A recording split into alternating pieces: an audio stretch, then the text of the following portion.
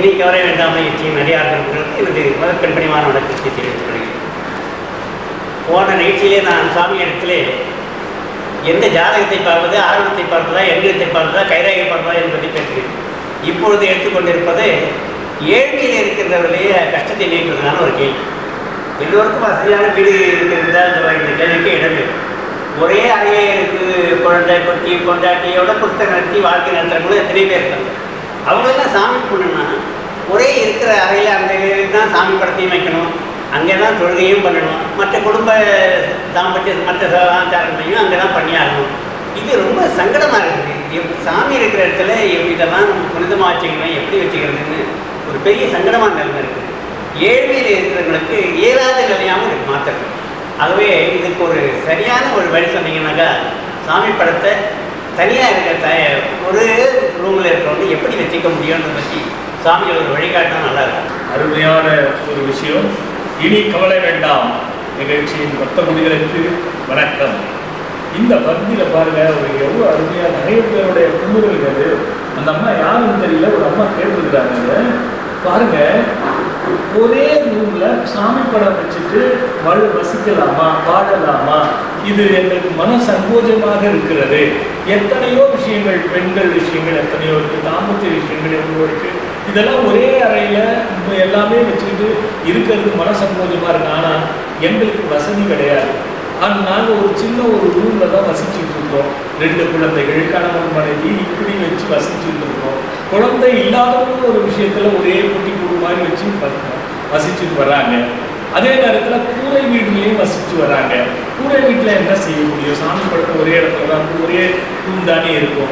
எத்தனை பேர் மாட மாளிகைகள், கூட கோபுரங்கள், பெரும் வீடுகள், சிறு வீடுகள் அப்படின்னு வச்சிருக்காங்க. அவங்க தனியாக வச்சுக்கலாம். அது மாதிரி இல்லாத பாமரர்கள் தானே அதிகம். அவர்களெல்லாம் என்ன செய்வாங்க? இதுக்கு சரியான தீர்வு. நிறைய பேர் இருக்கக்கூடாதுன்றாங்க, நிறைய பேர் இருந்தால் சுத்தமாக இருக்கணுன்றாங்க, இல்லைன்னா அது பிரச்சனை வந்துடுவோங்கிறாங்க. அதனால சாமி படத்தை வந்து நீங்கள் மூடிடுங்கன்னு சொல்கிறாங்க. இப்படி எதேதோ சொல்கிறாங்க. நாங்கள் எதை தான் எடுத்துக்கிட்டு உள்ளுக்குள்ள கணவன் மனைவி இருவருக்குள்ளே நெருடல் இருக்கிறது அப்படிங்கிறது உண்மை. ஆனால் வச்சுக்கலாமா வேண்டாமா அப்படிங்கிறது எப்படி அப்படிங்கிறது ஒரு கேள்வி. சரி, ஒன்று நாம் பார்ப்போம். ஒரு மனிதனுக்கு இறைவன் இல்லாத இடம் எங்கு என்று யாராலும் சொல்ல முடியாது. ஒன்று, எந்த செயலிலும் இறைவன் இருக்கிறான் என்பவன் தான் மனிதனாக இருக்க முடியும். அதெல்லாம் புரிஞ்சுக்கணும். எந்த செயலிலும் இறைவன் இருந்து ஆட்கொள்கிறான் என்ற ஒரு என் சிந்தனை, நல்ல விஷயங்கள், தீய விஷயங்கள் வேறு, அது அவர்களுடைய அறிச்சார்ந்த விஷயங்கள். இந்த நல்ல விஷயங்களை இறைவன் பால் பற்றி வைத்து இறைவன் செய்கிறான் என்கிற சிந்தனை உள்ள மனிதர்களுக்கு இந்த கேள்வி வந்து ஒரு பெரிய குழப்பம் ஒன்றும் இருக்காது. ஒன்று. இரண்டாவது, நல்லா புரிஞ்சுக்கணும். அறத்தையும் தர்மத்தையும் தள்ளி இருக்கிற விஷயங்கள் நம்ம வச்சுக்கிறோம். பாருங்க, இல்லான் அப்படின்னு சொல்றோம். இல்லான இல்லத்தை ஆளுகின்றவர். இல்லான் என்பதை நாம் சொல்வதற்கு வழக்கமில்லை. ஆனால் இதை எல்லோரும் சொல்லுவாங்க. இல்லான்னு சொல்ல முடியாது, இல்லான்னு சொல்லலாம். ஒன்று இருக்கு, அறத்தான்னு சொல்ல முடியும். எதை? இல்லறத்தினுடைய அறத்தோடு வாழுகின்றவன் என்று சொல்ல முடியும். ஒரே கணவன் மனைவியினுடைய வாழ்க்கை, ஒரே கணவன் மனைவியினுடைய அத்துணை சுகபோகங்களும் இறைவனுக்கு ஒப்பென்று சித்தவர் மக்கள் முதல் கொண்டு, சாஸ்திரங்கள் முதல் கொண்டு வரையறுக்கப்பட்டிருக்கிறது. நாம் அதை மீறும் பட்சம்தான் எல்லாமே தவறாக போய்விடும் என்பதை மறைமுகமாக சொல்லிருந்து மனதில் பதிய வைத்துக் கொள்ளுங்கள். ஒரு ரூமுக்குள்ள தாம்பத்தியத்தில் ஈடுபடுறதோ, தீட்டுகளாக இருக்கிறதோ, சாமி படம் இருக்கிறதோ, அதற்காக சங்கோஜப்படுவதோ என்பதை யாரும் யோசிக்க வேண்டிய அவசியம் இல்லை. இந்த நீக்கமர நெஞ்செல்லாம் நின்று இருக்கக்கூடிய இறைவன் உள்ளாலும் சரி, உள்ளாலும் சரி, எங்குமே எதனும் இறைவன் இல்லை என்றால் அதற்கு பெயர் இல்லாமல் போய்விடும். பெயர் இல்லாமல் போவதற்கு பிணம் என்று பொருள். அது எந்த பொருளாகட்டும், எந்த விஷயமாகட்டும் இருக்கட்டும், அதுக்கு பெயர் இருந்தால் அதில் இறைவன் இருக்கிறார். இது நம்மளுடைய கூடு. அந்த கூடு என்ற பெயர் வந்தால் அங்கு இறைவன் இருக்கின்றார். படத்தைத்தான் மாற்றி வைத்துக் கொண்டு நாம் வழிபட வேண்டும் என்ற அவசியம் இல்லை. சரி, ஒரு ரூம் அப்படி என்று பெயர் வைத்து விட்டால் அங்கும் இறைவன் இருக்கின்றார்.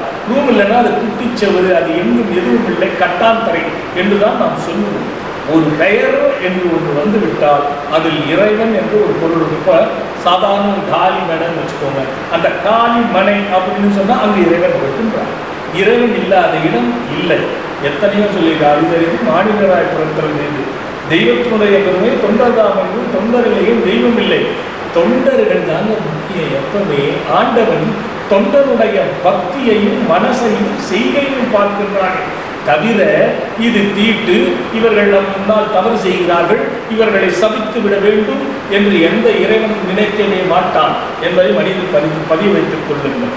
ஒன்றாகி உருகி அன்பாகி அன்போடு இரண்டர கலந்து நிலையாய் எவ்விதமாயினும் மெய்ப்பற்றுகளோடு இறைவனை வணங்க அவ்விடமாய் இறைவன் சூழலில் அமர்ந்திருக்க அவ்விடம் புனிதம் உண்டு. நாம் வைத்து வழிபடும் இறைவன் அங்கு இருப்பான். அது ஒன்றை ஒன்றாக கலந்து அன்போடு மாறும் பொழுது அங்கு இறைவன் இருப்பான் என்பதை மனதில் பதிய வச்சுக்கணும். எப்பவுமே உண்மையாகவும் உளமாகவும் கணவன் மனைவி குடும்பம் என்பது அன்பாய் இருக்கின்றேன் என்று சொல்வதை விட அன்போடு குடும்பம் நடத்தும் பொழுது, அன்பாக மாறி குடும்பம் நடத்தும் பொழுது அங்கேயே இறைவன் இருக்கிறான் என்பதில் மாற்று கருத்து இல்லை. அதை மனதில் பதிய வச்சுக் கொள்ளுங்க. யாருமா சும்மா குழப்புவாங்க, இந்த பக்கம் சாமி பக்கம் காலம் நீக்கிற மாதிரி சூழ்நிலை வரும், அங்கே சாமி இருக்க எப்படி எல்லாம் அப்படி நம்ம சொன்னா உனக்கு சங்கோஜமாக இருக்கிறதுனாலத்தான் நீ துணியை போட்டு மூடிக்கணும்னு ஒருத்தர் சொல்றாங்கன்னு வச்சுக்கணும். கடவுளுடைய துணியை போட்டு மூடிட்டா மட்டும் கடவுள் பார்க்காம இருப்பாரா? என்ன இது அர்த்தம் இல்லாத ஒரு விஷயம் இல்லையா? கடவுளுக்கு எல்லாம் தெரியும், உன்னையும் தெரியும். ஒரு ஏழ்மையானவன் தன் இறைவனை எத்தனை முறை சொன்னாலும் நாரதருக்குள்ள ஒரு விஷயத்தை விஷ்ணு பெருமான் சொல்லவில்லையா? அதனால நீங்க பக்தி செலுத்துவது உங்களுடைய உண்மையான வாழ்க்கை ஒருவருக்கு ஒருவர் துரோகம் இல்லாமல் புனிதமாக அன்போடு மாறி குடும்ப செயல்பாடுகளில் ஒரு ரூமிலே சாமி படங்கள் வைத்து கூட நீங்கள் வாழ்க்கை நடத்துவதை தவறு இல்லை என்பது எத்தனையோ வழிகளில் சொல்லி வைக்கப்பட்டிருக்கிறது. ஆகையால் இறை வழிபாடு என்பது புனிதமான எண்ணங்கள், புனிதமான உள்ளங்கள், புனிதமான மனது, ஒருநிலைப்பட்ட பக்தி, நம்பிக்கை இல்லாமல் உறுதியான நம்பிக்கையோடு செயல்படுகின்ற பக்தி. இது எங்கு படம் வைத்தாலும் சரி. சரி, இப்போ வாஸ்து படி பார்த்தீங்கன்னா தெற்கே படம் பார்த்து வைக்கக்கூடாது அப்படி என்றால் அது கதை வேற, அதுக்கெல்லாம் போராடுங்க. ஒரு குடிசை வீடாகட்டும், ஒரு ரூம் ஆகட்டும், ஒரு ஓட்டை வீடாகட்டும், வசிக்கவே முடியாத ஒண்டி குடிசையாகட்டும், அங்கு சாமி படம் வைத்து வணங்கலாம். அதில் எந்த தவறும் இல்லை என்பதுதான் சித்த சாஸ்திரத்தில் விதிக்கப்பட்ட விதி. அதை பற்றி கவலையே பட வேண்டாம், தாராளமாக வச்சு வழிபடுங்க. இன்னொரு பகுதியோட பார்க்குறேன். நன்றி, வணக்கம். சாமியினுடைய என்னுடைய ஏழ்மையை எப்படிதான் சமாளிக்கிறது, அப்போ எப்படி பக்தி பண்ணுறது கருத்து ரொம்ப தெளிவாக சொல்லிட்டாங்க. நான் கேள்வி கூட விவரமாக சொல்லுவேன்.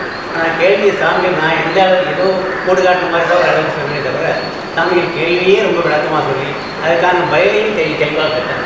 அன்பு தான் அடிப்படை. ஆண்டவர்களுக்கு நீ உண்மையாக அன்பு செலுத்தினா, உண்மையான அன்பு செலுத்தினா மீதி எல்லாமே ஈடுபட்டு போகும். எதுக்குமே நீங்கள் அச்சம் கடத்த தேவை.